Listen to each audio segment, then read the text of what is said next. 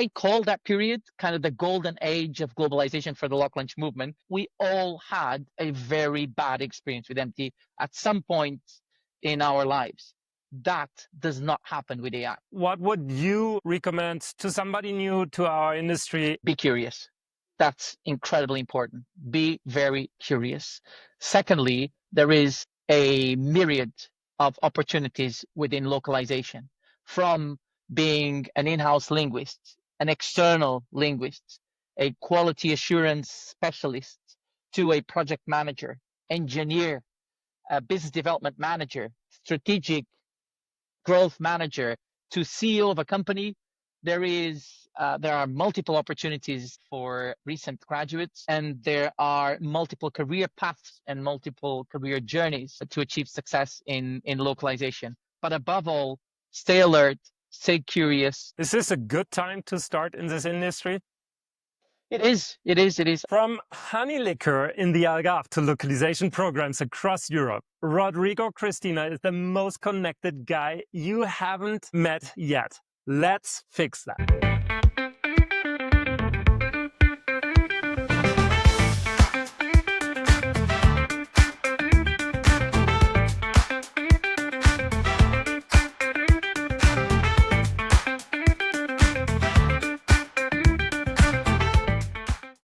Welcome to LocLunch Expresso, your 15 minutes fix of localization insights and real talk. Today I'm joined by Rodrigo Cristina from Argos Multilingual, localization pro, community builder, and part-time evangelist of Portuguese honey liquor. Rodrigo, first of all, hello and welcome on the show.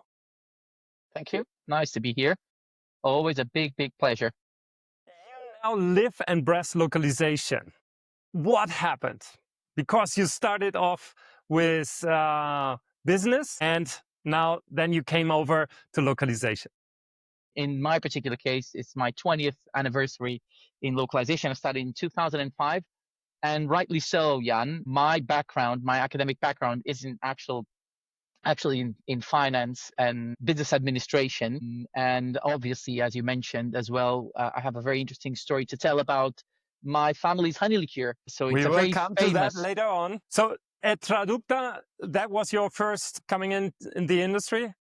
Till now, what has changed? Man, you have been in this industry for so long now. What do you think is the main shift from like 5 to 10 years to now? It's a very interesting question. It's the scale of things. When I started at Traducta, everything was very local, and it was very focused on the Portuguese market and serving large organizations, large multilingual vendors, MLVs, like Argos.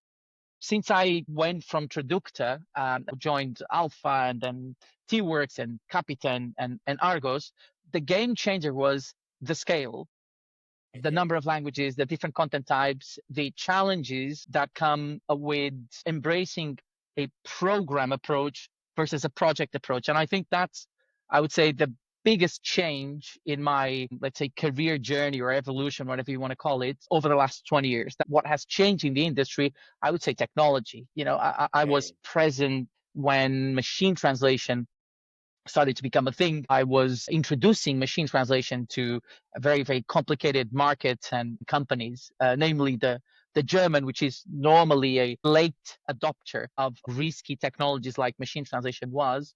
So I was very close to all of the developments, to all of the challenges, and to all of the victories that machine translation achieved. But now we're in a different era, I would say, and we are dealing with a different beast. You know, for me, in particular, I would say that I'm no longer only proposing solutions and you know, sharing information about what we as an industry and Argos in particular can do, but also I am aligning expectations of folks that have not necessarily been involved with localization in the past, and unfortunately in many cases are driving the localization effort in terms of adoption of AI. So these are very interesting times, but at the same time incredibly challenging and interestingly uncertain, as I would call them. What made you come and join the LocLunch ambassador team? The first time that I organized it was in Manchester in June 2019, so almost 6 years ago. We organized a couple more in Manchester, but I guess the LocLunch movement sort of dimmed out as Manchester isn't a huge localization scene. So shortly after, as you know, and we all know, painfully, COVID struck, and we were all pushed to our homes, to our home offices. So this meant that I started hosting a lot more virtual LocLunch events from the UK, but I was also able to participate in many others hosted by different ambassadors, pretty much all over the world. I call that period kind of the golden age of globalization for the LocLunch movement, as we became a truly global community, and got to know, within ambassadors, got to know each other much better, and many of these friendships still hold up and still are present. And funny enough, talking about my journey at the time, that period also coincided with a lot of speaking engagements that I was having, TAOs, Lock from Home, AMTA, Lock World, everything virtually. So between that, changing companies that I was working for, the virtual lock lunches, and almost forgot about Clubhouse, it was an insanity of time spent online in the virtual world. So that was quite exciting. I do remember those times. Obviously, the hurt and the suffering, that's something that we also carry with us, and we don't forget. But from a networking perspective, and to your point about me loving doing network, that was an incredibly busy time with all of those things happening in the virtual world for me, and that was really, really important, and to some extent, a bit of a career. You run Lock Lunch, Lock Drinks, and Lock Dinners in London right now, right? So, Yes. what happened around the table that doesn't happen at the office? Well, I think above all, we are in an informal environment where we bring to the table not just localization topics, but many times even, our personal experiences, our, emotional states. And I believe to some extent, and in particular within the pandemic, and going back to the pandemic and how important that was, it really helped people come out of their shell. What was a incredibly globalized movement, where folks from Spain would attend lock lunches from London, folks from Europe, London, and the UK, for example, would attend US based online events, lock lunch events, has become now a much more localized event, although obviously global, because it reaches so many cities and countries. What happens there is precisely that.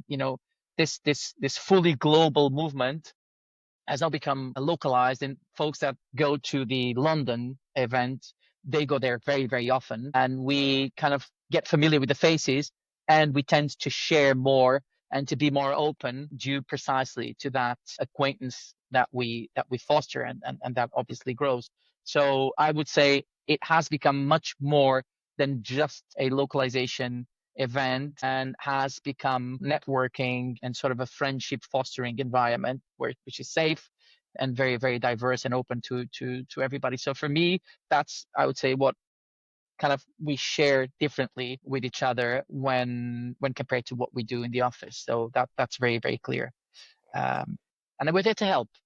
I think there's no competition in a lock lunch, and sometimes in the office environment, that that may be a component. I don't think that's very, very, very common in our industry, but It it, could it be. can happen, and to that extent, if it happens, then folks tend to share a bit less.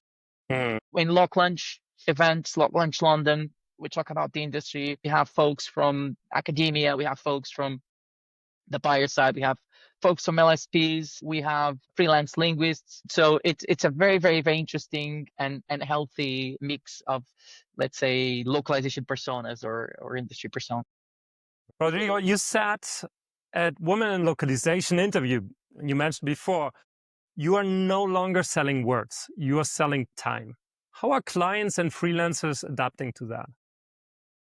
I would say, unlike MT, much easier. So I always compare MT and sort of AI, the way we understand it, because there's still a lot to explore and many use cases for it.